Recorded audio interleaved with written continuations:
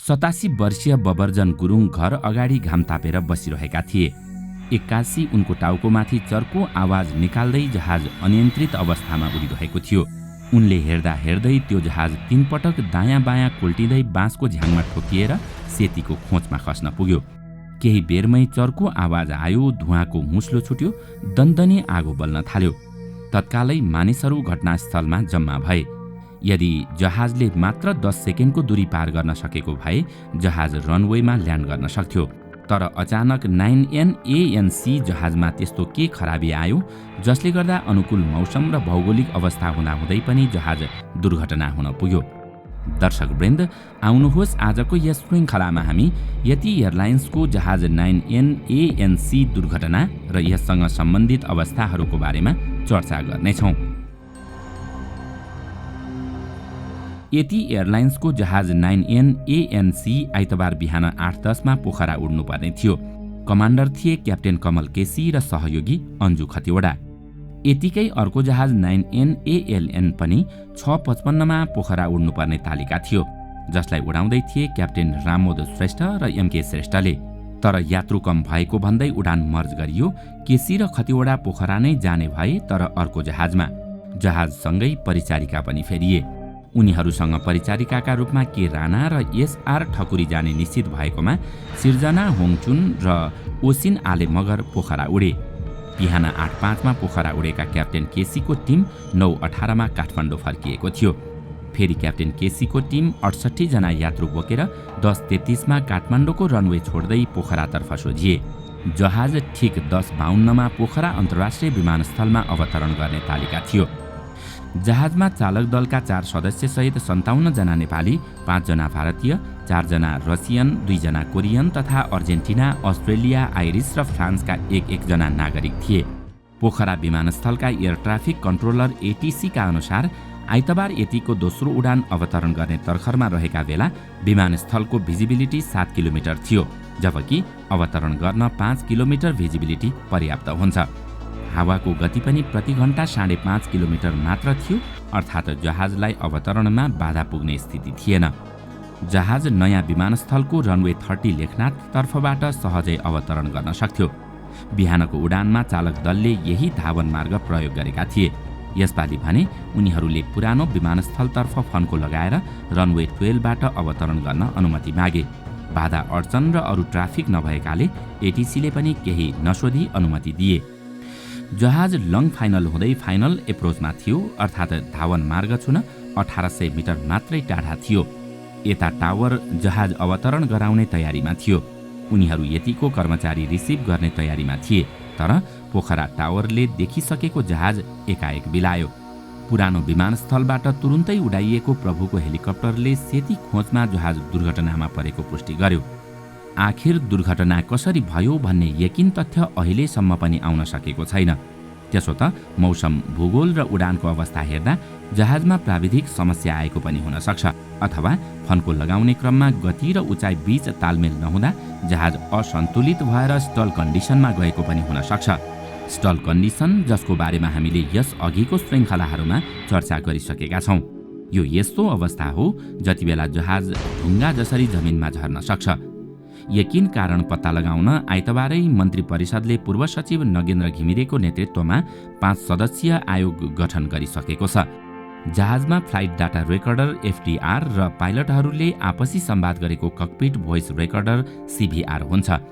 खोज तथा उद्धार समन्वय केन्द्रका अनुसार विमानका दुवै उपकरण सुरक्षाकर्मीले भेट्टाइसकेका छन्। यति एयरका अधिकारीहरूका अनुसार आइतबारको उडानका क्रममा प्रशिक्षक पाइलट केसीले क्याप्टेन खतिवडालाई पोखराको नयाँ विमानस्थलमा क्लियर गराइसकेका थिए। व्यावसायिक उडानमा यसलाई नियमित प्रक्रिया मानिन्छ। आइतबार काठमाडौँबाट जहाज उडाउने बायाँ सिटमा क्याप्टेन अन्जु खतिवडा थिइन् भने प्रशिक्षक पाइलट कमल केसी को पाइलटको सिटमा बसेर उनलाई क्लियर गराइरहेका थिए। नेपाली आकाशमा 14 वर्ष अघि भित्रिएको तथा पछिल्ला वर्ष वायुसेवा कम्पनीहरूले सर्वाधिक रुचाएको युरोपियन जहाज ATR टर्बोजेट विमानको यो पहिलो र अहिलेसम्मकै डरलाग्दो दुर्घटना हो।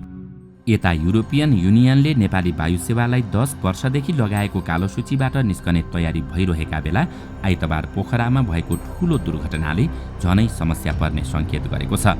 दुःखको कुरा त के हो भने 8 महिना पनि नबित्दै यति समूहको अर्को जहाज दुर्घटना भएको छ। यतिको जहाज दुर्घटनाको इतिहास हेर्दा यति समूहले सञ्चालन गरेको जहाज मानवीय क्षति हुने गरी पहिलो पटक 12 जेठ 2061 मा दुर्घटनामा परेको थियो। ट्विनेटर जहाज सोलुखुम्बुको लम्जुरामा दुर्घटना हुँदा 3 जनाको मृत्यु भएको थियो। त्यसको 2 वर्षपछि 29 जेठ 2063 मा यतिकै ट्विनेटर जुम्ला एयरपोर्टमा दुर्घटना हुँदा 9 जनाको ज्यान गएको थियो। अर्को 2 वर्षपछि 22 असोज 2065 मा यतिकै जहाज लुक्ला एयरपोर्टमा दुर्घटना हुँदा 18 जनाले ज्यान गुमाउनु पर्यो। यो दुर्घटनाको 2 वर्षपछि 29 मङ्सिर 2067 मा यतिको भगिनी कम्पनी तारा एयरको जहाज ओखलढुङ्गामा दुर्घटना हुँदा 22 जनाको मृत्यु भयो। त्यस यता पनि यति र ताराका जहाज दुर्घटना भइरहे। 5 वर्षसम्म मानवीय क्षति नभए पनि यात्रु घाइते हुने खालका सानातिना दुर्घटना भइरहे। 12 फागुन 2072 मा भने फेरि 23 जनाको मृत्यु हुने गरी तारा एयरको जहाज दुर्घटना भयो। पोखराबाट जोमसोमतर्फ जाँदै गरेको जहाज म्याग्दीको दानामा दुर्घटनामा परेको थियो। पछिल्लो समय यही वर्ष 15 जेठमा ताराको ट्विनेटर जहाज मुस्ताङको थासाङ गाउँपालिका सानो सरेमा दुर्घटना हुँदा 19 यात्रुसहित 12 जनाको मृत्यु भएको थियो, जुन यतिकै भगिनी कम्पनी हो। यति एयरलाइन्सले स्थापना भएको 24 वर्ष यता 8 प्रकारका 37 वटा जहाज प्रयोगमा ल्याएको छ। यी मध्ये 11 वटा जहाज दुर्घटनामा नष्ट भएका छन्। यति तथा उसका हेलिकप्टर र दुर्गम उडान गर्ने वायुसेवा कम्पनीले बेहोरेका दुर्घटनामा हालसम्म कम्तीमा 180 जनाले ज्यान गुमाइसकेका छन्। यो त भयो यतिको जहाज दुर्घटनाको इतिहास। तर यहाँ प्रश्न उठ्छ, भौगोलिक सहजता र अनुकूल मौसम हुँदाहुँदै पनि गएको आइतबार यति एयरलाइन्सको जहाज 9N ANC मानवीय वा प्राविधिक के कारणले दुर्घटना भयो त? किनकि सबै कुरा ठिकठाक थियो, तर दुर्घटना भने अस्वाभाविक ढङ्गले हुन पुगेको छ। पोखराको आकाशमा पुगेपछि पाइलटले विमानस्थलमा जहाज अवतरण गर्न एयर ट्राफिक कन्ट्रोल ATCसँग अनुमति मागेका थिए। ATCले रनवे क्लियर रहेको जानकारी गराउँदै जहाज अवतरणका लागि अनुमति पनि दिएको थियो। विमानस्थल टावरसँग चालक दलको अन्तिम पटक दुर्घटनास्थलमाथिको आकाशमा 10:50 बजे सम्पर्क भएको थियो। स्रोतका अनुसार ATCले विमानस्थलको पूर्वतर्फ रनवे 30 बाट अवतरण गर्न आग्रह गरेको थियो, तर पाइलटले पश्चिमतर्फ रनवे 12 बाट अवतरण गर्न अनुमति मागेका थिए। रनवे खाली र मौसम पनि सफा रहेकोले ATCले पाइलटको आग्रह अनुसार रनवे 12 बाट अवतरणको अनुमति पनि दिएको थियो। त्यसपछि लगत्तै पश्चिमतर्फबाट मोडिएर विमानस्थल नजिकै आउँदै गर्दा जहाज अकस्मात दुर्घटनामा परेको थियो। अवतरणको अनुमति मागेपछि चालक दलले ATCसँग थप केही कुरा गरेको छैन। यदि जहाजमा प्राविधिक समस्या आएको वा मौसम खराब भएर अवतरणमा समस्या आएको थियो भने चालक दलले ATCलाई जानकारी गराउन सक्थे। अझ अर्को कुरा त दुर्घटनाको समय मौसम सफा थियो, जहाज पनि सामान्य अवस्थामै थियो। रनवे क्लियर हुनाले ATCले जहाज अवतरण गर्न अनुमति दियो, तर जहाज अकस्मात खस्न पुग्यो। यहाँ अनौठो कुरा त यही छ कि आखिर जहाज कसरी खस्न पुग्यो। नेपालमा ATRको उडान तुलनात्मक रूपमा सुरक्षित मानिन्छ। अझ पोखराको उडानलाई त झनै सुरक्षित स्थान मानिन्छ। अर्को कुरा, यही जहाजले गत 7 पुसमा पोखरा अन्तर्राष्ट्रिय विमानस्थलमा समेत डेमो उडान गरेको थियो, जुन वरिष्ठ क्याप्टेन कमल केसीले नै डेमो उडान गरेका थिए। पोखरामा दुर्घटनामा परेको जहाज यतिले थाइल्यान्डको नुक एयरलाइन्ससँग 26 मार्च 2019 मा किनेको हो। यो जहाज सन् 2007 मा बनेको हो। यसको पहिलो उडान 1 अगस्त 2007 मा भएको थियो। सुरुवातमा जहाज भारतीय अर्बपति विजय माल्याको वायुसेवा कम्पनी किङफिसरले चलाएको थियो। किङफिसरले 6 वर्ष उडाएपछि सन् 2013 मा थाइल्यान्डको नुक एयरलाई बिक्री गर्यो। नुक एयरले सन् 2019 सम्म जहाज उडाएको थियो। सामान्यतया जहाजको कुनै आयु नहुने हवाई विज्ञको भनाइ छ। उनीहरूका अनुसार जहाज निर्माता कम्पनीले दिएको शेड्युल अनुसार जहाजको मर्मत सम्भार नगर्ने र समयमा पाटपुर्जा नफेर्ने गरेमा जहाज जुनसुकै बेला पनि थोत्रो हुन सक्छ। नेपालमा वायुसेवा कम्पनीहरूले जहाजको नियमित मर्मत सम्भारमा ध्यान नदिने गरेको नियामक निकायकै अधिकारीहरू बताउँछन्।